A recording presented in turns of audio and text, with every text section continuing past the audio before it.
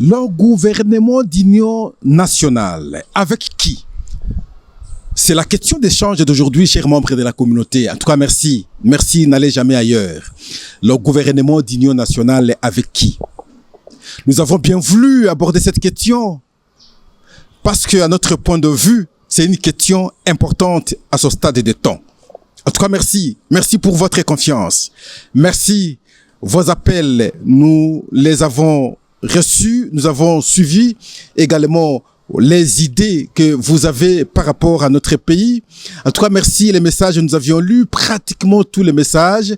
Merci pour vos congratulations. Merci pour votre considération à notre modeste personne. En tout cas, merci. Ça nous va droit au cœur. C'est de cette façon que nous allons continuer à notre niveau aussi à servir la nation. Comme promesse, nous n'allons pas vous décevoir. Ceux qui nous connaissent d'ailleurs savent que nous avons gardé notre cap depuis très longtemps. Très longtemps, nous parlons nation avec engagement, avec détermination, avec affection en même temps, parce que nous sentons libres lorsque nous servons la nation. En tout cas, merci. Merci. Merci. Multiplions-nous. Partageons souvent le lien. Soyons nombreux. Et lorsque la communauté s'élargit, c'est à ce moment-là que nous saurons alors partager aussi normalement les informations. En tout cas, merci, ça nous va au cœur. Droit au cœur. En tout cas, merci. Mais bien avant, nous avons quelques informations. La première information. Les FARDC, les Wazalendo ont lancé un assaut sur Massissi, le territoire de Massissi. Mais ils sont à cet instant à 2 kilomètres du centre Massissi. Que cela ne surprenne personne. Si dans 2 ou 3 heures, on nous apprend que nous avons pris Massissi. Ici, les Wazalendo et les FARDC sont plus que déterminés. On a subi l'humiliation. On a subi l'humiliation. Cette guerre d'occupation, nous devons rappeler ici qu'ils ont tenté maintes fois, à 97, à 98, 97 avec l'AFDEL, 98 avec le RCD, 2007 avec le CNDP, 2012 avec le M23, 2022 avec le M23 une fois de plus, et 2023 avec AFC. Je ne pense pas qu'ils atteindront l'objectif.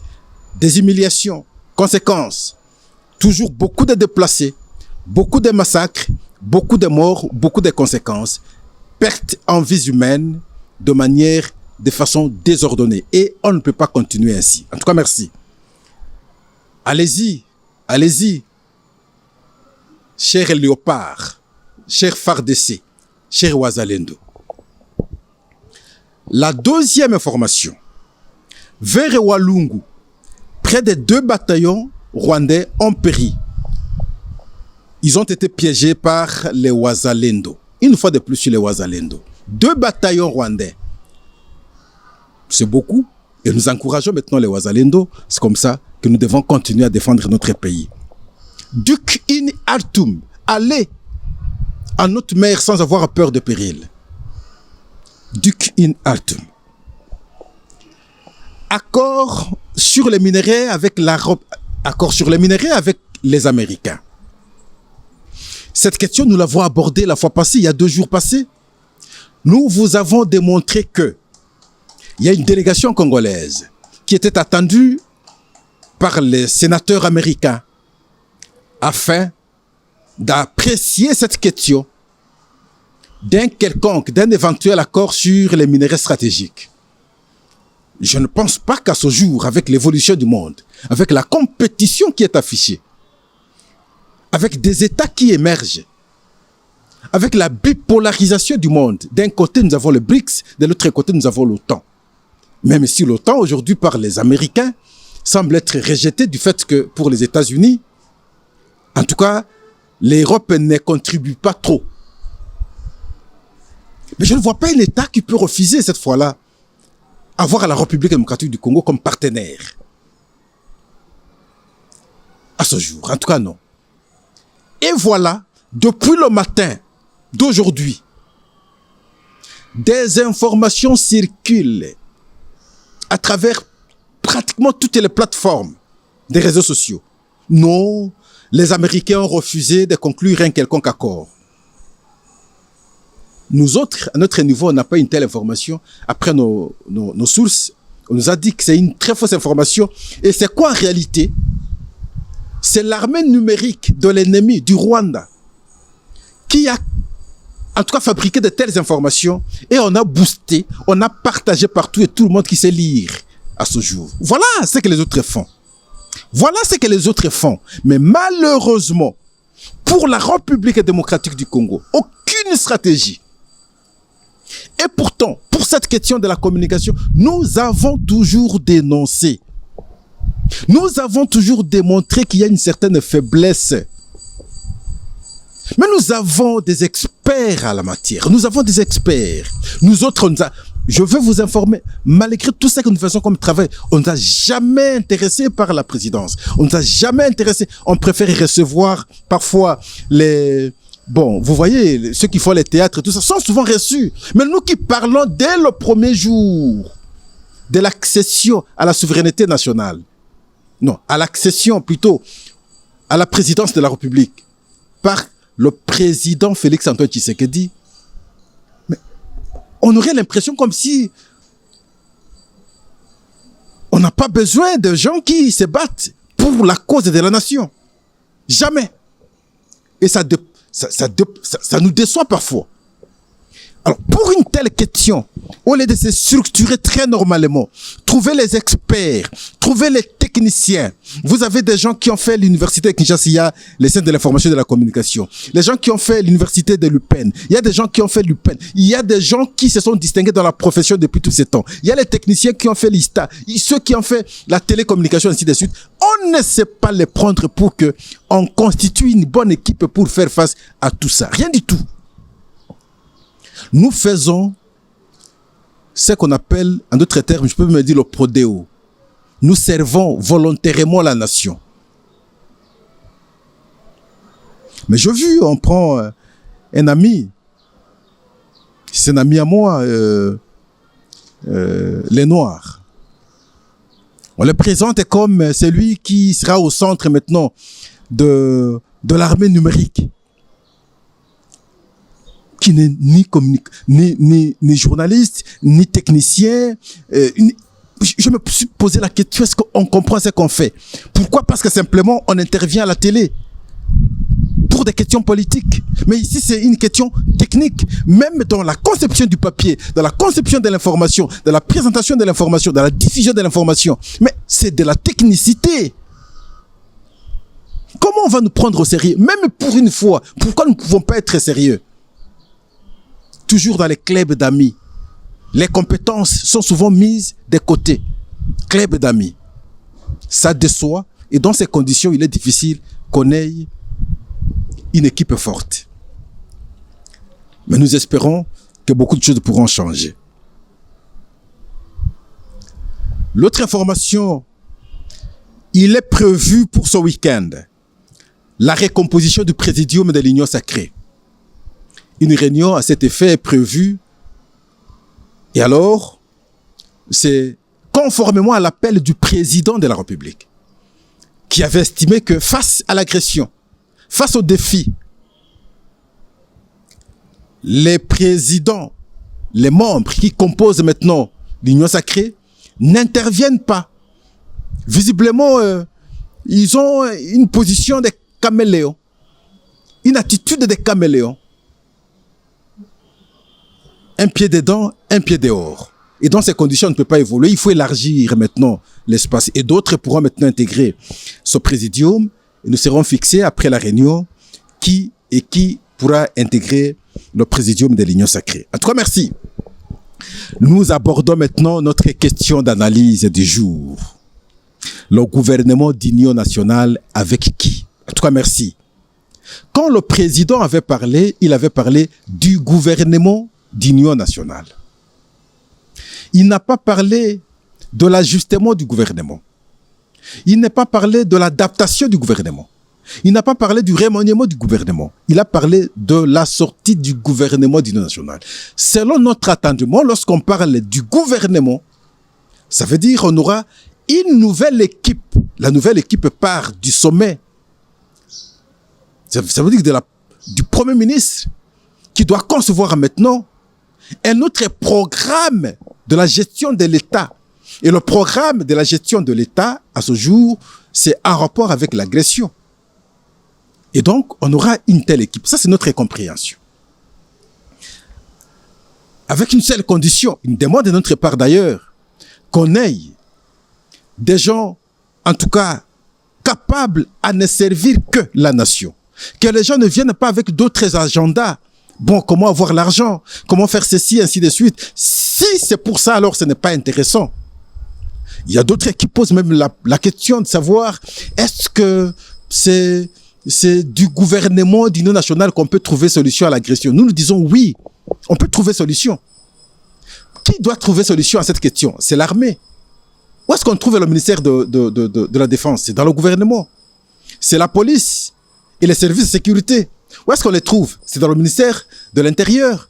C'est l'argent. Où est-ce qu'on trouve l'argent? C'est au ministère de l'économie. C'est au ministère de budget. C'est au ministère des Finances. Et nous devons avoir des gens capables à pouvoir conduire les différents secteurs pour mobiliser quand même les Congolais. La jeunesse, par exemple, lorsqu'on parle de Wazalendo, mais c'est la jeunesse.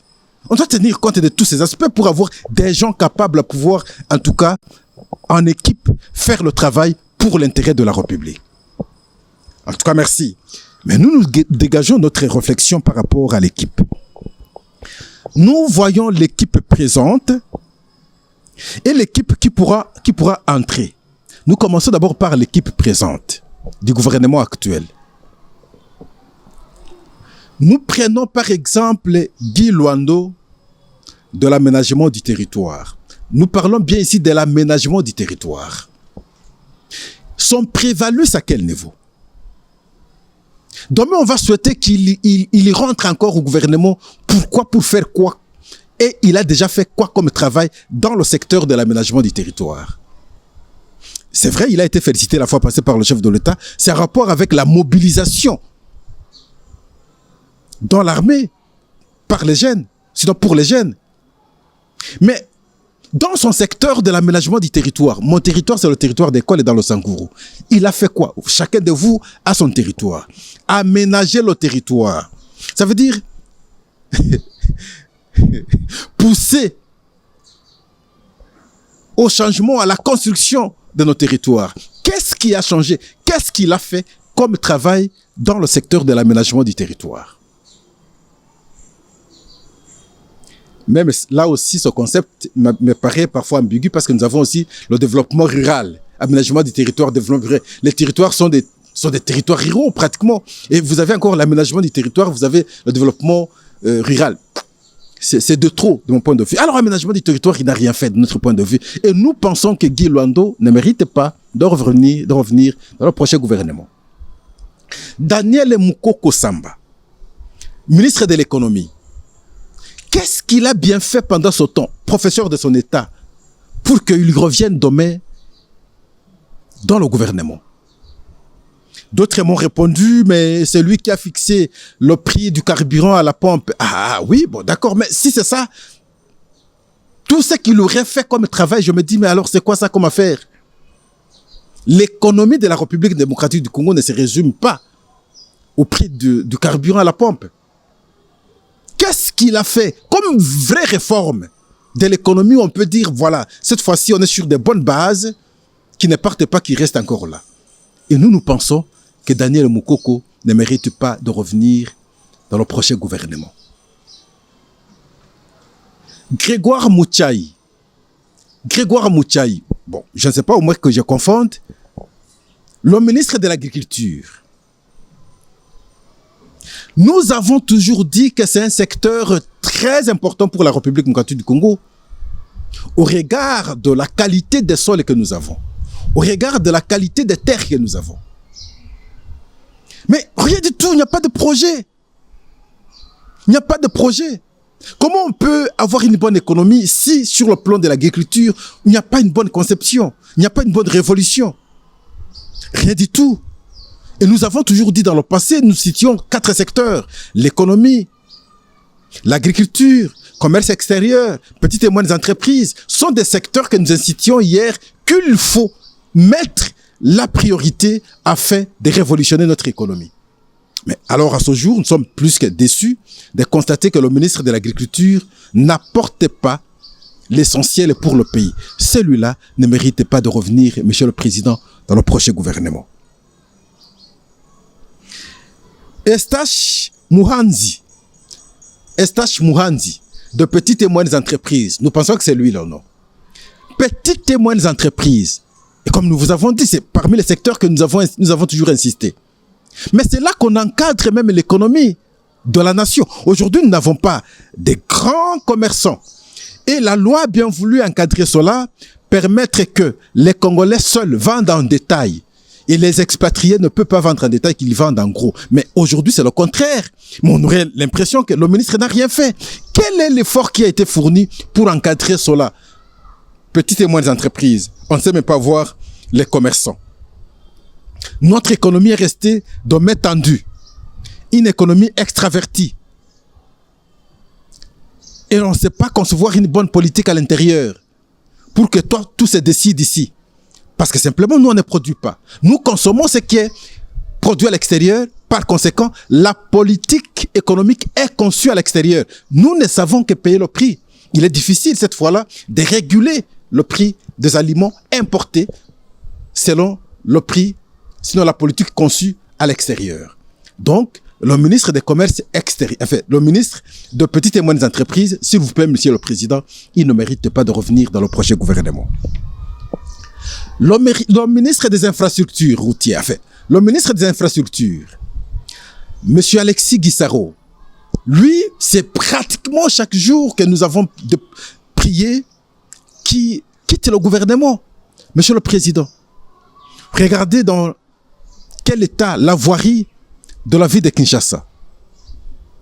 Peut-être les gens ne savent pas vous dire la vérité. Ça devient insupportable. Ça devient insupportable à Kinshasa. Un jour, on va tenter de faire les travaux, un autre jour, rien du tout, un autre jour, on tente, il y a des trous partout. Je vous illustre par exemple.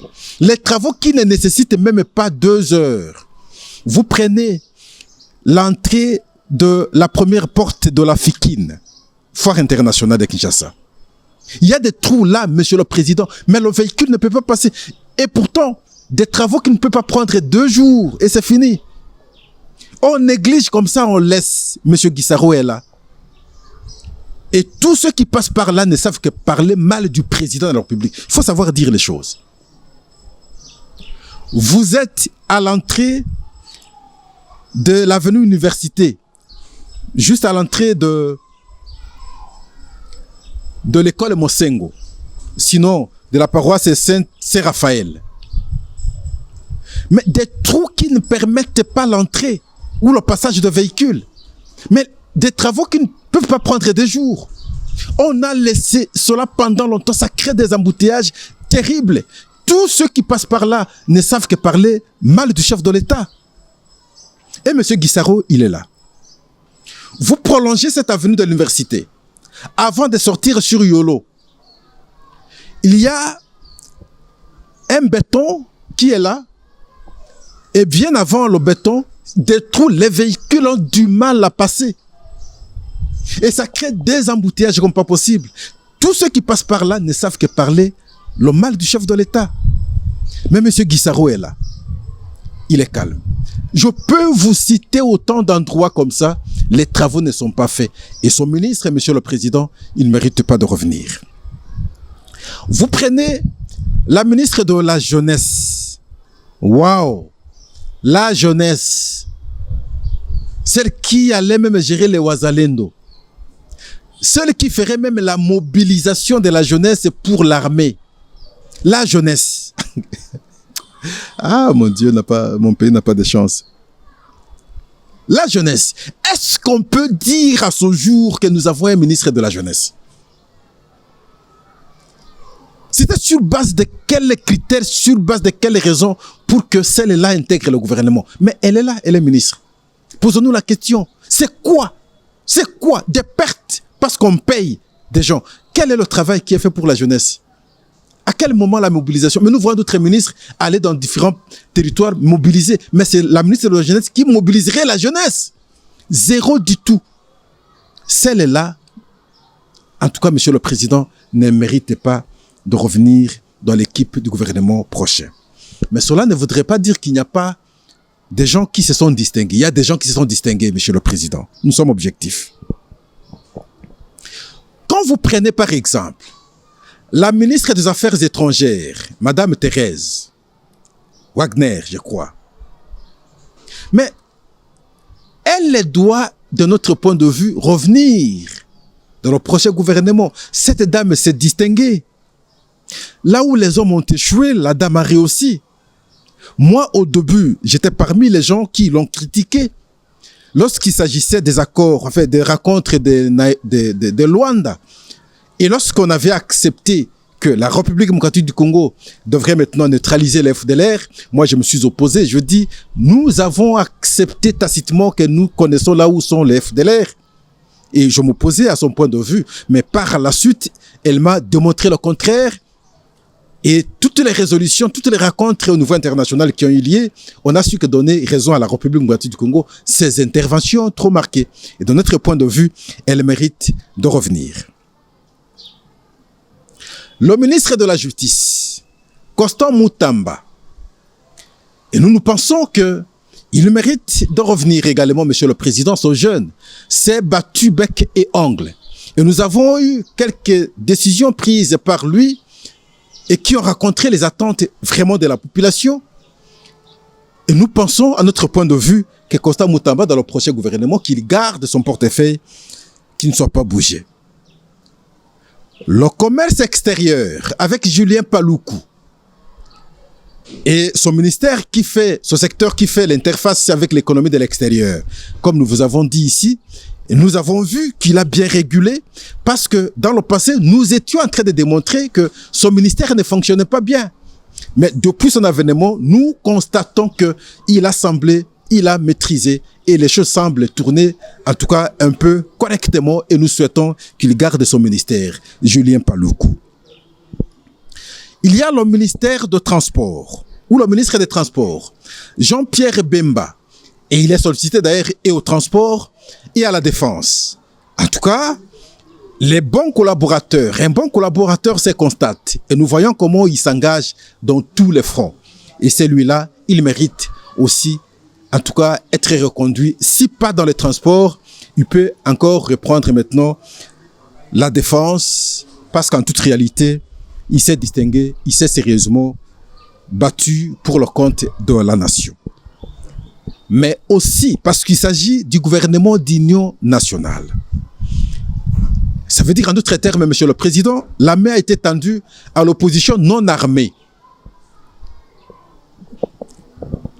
qui doit penser maintenant servir la nation à travers les institutions établies. Nous suivons les points de vue des uns et des autres. D'autres disent non, ce n'est pas important. Qu'on laisse Tshisekedi dans ses aventures. Ce n'est pas important. Tshisekedi est finissant. Ce n'est pas important. Mais comment vous dites que ce n'est pas important et pourtant Tshisekedi est au début du deuxième mandat. Il a encore 4 ans, sinon 3 ans et demi. Mais on doit gérer la population. On doit gérer le pays. Tenez compte de la population, tenez compte de la circonstance actuelle où nous parlons de la guerre d'occupation. Contribuez à l'effort pour que, à travers l'unité que nous pouvons trouver, l'ennemi ne trouve pas l'espace pour diviser encore afin qu'il règne normalement. Voilà pourquoi, à travers notre tribune, nous faisons appel à cette opposition non armée, l'opposition politique, de comprendre la nécessité de conjuguer les efforts afin que, ensemble, dans l'unité, à travers le gouvernement, nous soyons en mesure de faire face à cette agression, de faire face au Rwanda, de faire face à Paul Kagame. Il s'agit de la nation, il ne s'agit pas de Tshisekedi. Tshisekedi va passer demain. Et nous devons savoir rappeler que le Rwanda, ce n'est pas la première fois qu'il a tenté ou qu'il tente. en tout cas occuper la République démocratique du Congo. Depuis 1997, avec l'AFDEL, ils ont tenté. À 1998, avec le RCD, ils ont tenté. En 2007, avec le CNDP, ils ont tenté. En 2012, avec le M23, ils ont tenté. En 2022, ils ont tenté. Aujourd'hui, avec l'AFC, ils continuent à tenter. S'ils n'ont jamais réussi, c'est parce que les Congolais ont toujours démontré une certaine unité. Et à ce jour, cette unité est attendue pour que on trouve cette solution à cette question. Dans le passé, ces tentatives, ce n'était pas contre Tshisekedi, qui n'est qu'un élément dans la société qui va passer. Ces tentatives, c'est contre le pays, c'est pour l'occupation, pour que le Rwanda ait des espaces. Et voilà pourquoi il est toujours important pour vous de pouvoir intérioriser cela, comprendre qu'il s'agit ici du pays, et vous avez cette mission, et vous avez ce devoir, vous avez cette obligation de travailler, de conjuguer les efforts avec les autres, afin de trouver solution à la question. Et nous vous appelons humblement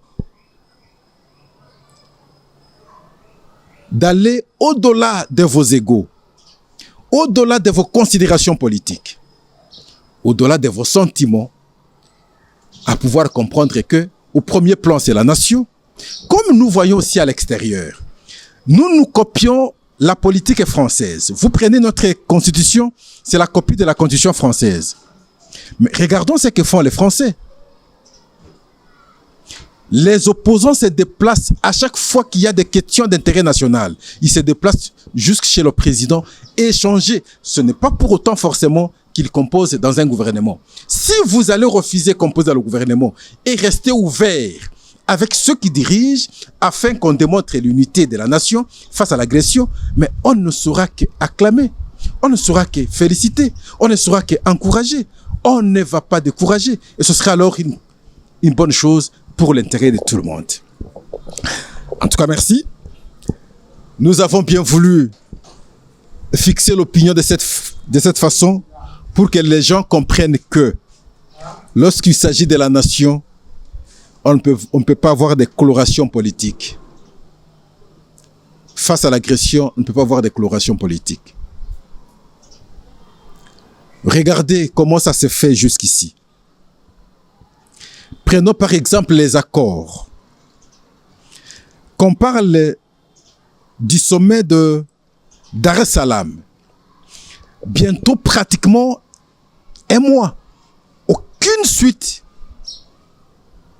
C'est comme des gens qui font endormir la République démocratique du Congo. Un mois après, devant des situations urgentes, telles que l'agression, telles que la guerre. Mais on a fait passer un mois. La suite, c'est laquelle? Rien du tout. Non, mais voilà, on a choisi les facilitateurs. Malheureusement, tous sont des pays anglophones. Nous avons décrié, nous avons déploré cela, nous avons dénoncé d'ailleurs. Aucune suite jusqu'ici. Qu'on parle de la résolution des différentes condamnations, je ne sais pas. La résolution 2773. Depuis qu'on l'a prise, jusqu'à ce jour, mais bientôt un mois. Aucune suite, aucune contrainte. Le Rwanda est toujours là. Les militaires rwandais sont toujours là. Le Rwanda envisage toujours son occupation. Et ça doit nous interpeller. La Bible dit, que sert à l'homme de gagner le monde s'il détruit sa propre vie? Et nous disons de temps en temps, que sert à un Congolais de gagner ce qu'il peut gagner et perdre en fait son pays? Que sert à un homme politique de faire la politique et perdre son pays? Ça vous servira à rien. Nous pensons bien. Voilà pourquoi il est temps de pouvoir comprendre que lorsqu'il faut réfléchir pays, il faut réfléchir pays. Lorsqu'il faut se battre pour le pays et que l'occasion se présente dans le cadre d'espace où le pays est agressé, il faut se battre pour le pays. Et à travers ce plateau, nous faisons cet exercice afin de vous réveiller, afin de vous encourager, afin de vous mobiliser. C'est dans l'unité qu'on va retrouver la force et dans l'unité que le Rwanda ne sera pas, en tout cas, marcher sur la République démocratique du Congo. En tout cas, merci. Merci. Nous vous remercions. N'allez jamais ailleurs. Restez ici. Vos points de vue nous intéressent beaucoup. Les messages, nous savons les lire, comme vous savez bien, chaque message. Et ce qui nous permet de temps en temps rebondir dans les prochains numéros. Faites comme vous le faites chaque jour, une fois de plus, cette fois-ci à travers cette émission. Prenez l'émission, partagez l'émission. En tout cas, multiplions-nous pour que nous soyons encore plus nombreux. C'est le peu qu'on puisse poser comme acte. En tout cas, merci. Au revoir et à la prochaine.